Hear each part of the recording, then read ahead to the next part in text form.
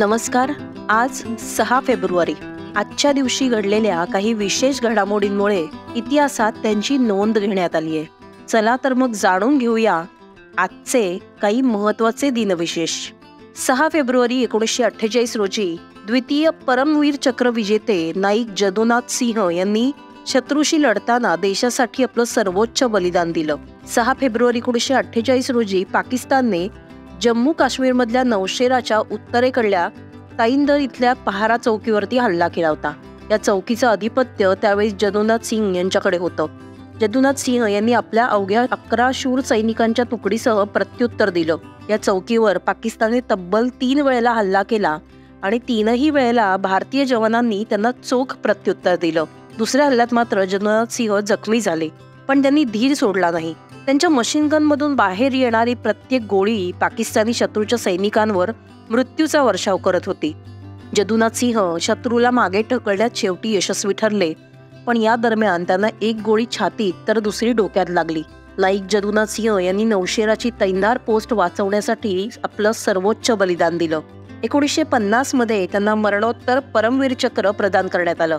तसंच अंदमान निकोबारचं ININ 198 हे बेट आता नाईक जदुनाथ सिंह यांच्या नावाने ओळखलं जातं. 2023 मधल्या पराक्रम दिवसाला याबद्दलची घोषणा करण्यात आली होती. नेताजी सुभाषचंद्र बोस यांच्या आझाद हिंद सेनेचे शिपाई गुरबख्श सिंग ढिल्लो यांचं 6 फेब्रुवारी 2006 रोजी ग्वाल्हेर इथे निधन झालं. आझाद हिंद फौजेत कर्नल असलेले गुरबख्श सिंग ढिल्लो यांच्यावर इंग्रजांनी लाल किल्ला खटला या खटल्याअंतर्गत केस चालवली होती. वास्तविक ढिल्लो जेव्हा 1933 मध्ये सैन्यात दाखल झाले तेव्हा त्यांना भारतात सत्तेत असलेल्या ब्रिटिशांनी दुसऱ्या महायुद्धात लढण्यासाठी मलेशियाला पाठवलं होतं. त्याच दरम्यान 1942 रोजी त्यांना जपानी सैन्यानं युद्धकैदी बनवलं. मात्र तिथून पुढे त्यांनी आपला विचार बदलला आणि ब्रिटिशांची गुलामी झिडकारत ते ब्रिटिश सैन्याच्या विरोधात गेले. तिथून भारतात परतल्यावरती ढिल्लो आझाद हिंद सेनेत सामील झाले आणि मग मात्र इंग्रजांना त्रास देण्यात त्यांनी कोणतीही कसर सोडली नाही. 1945 मध्ये ब्रिटिश सैन्याने त्यांना आझाद हिंद फौजेच्या इतर साथीदारांसह अटक केली. त्यांच्यावर लाल किल्ला खटला हा खटला चालवण्यात आला.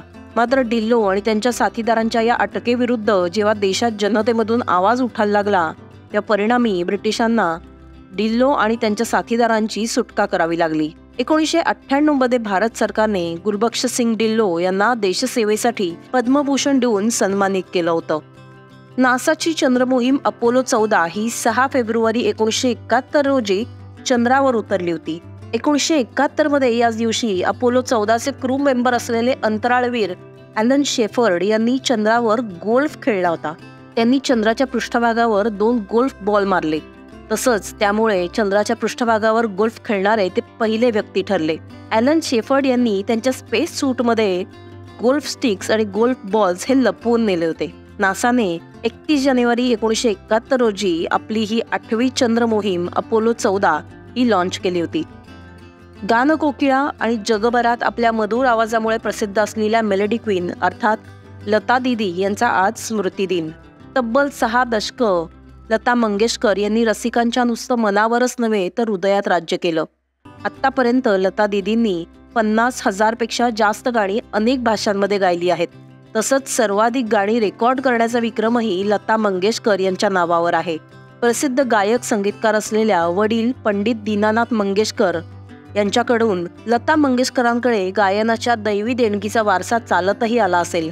मात्र वडिलांच्या मृत्यूनंतर अवघ्या 13व्या वर्षीच त्यांच्यावर खूप कमी वयामध्ये घरातली सर्व जबाबदारी पडली.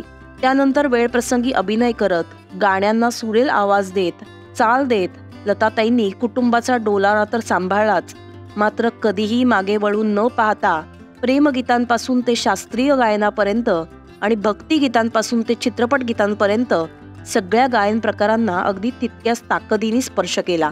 भारतरत्न, दादासाहेब फाळके पुरस्कार, पद्मविभूषण, पद्मभूषण यासह फिल्मफेअर पुरस्कार अशा अनेक पुरस्कारांच्या लता मंगेशकर मानकरी ठरल्या. लता दीदींनी भारतीय संगीत क्षेत्रावर एक अमिट छाप सोडली आहे. ग्रेगोरियन दिनदर्शिकेनुसार आज 6 फेब्रुवारी असून आज मंगळवार आहे.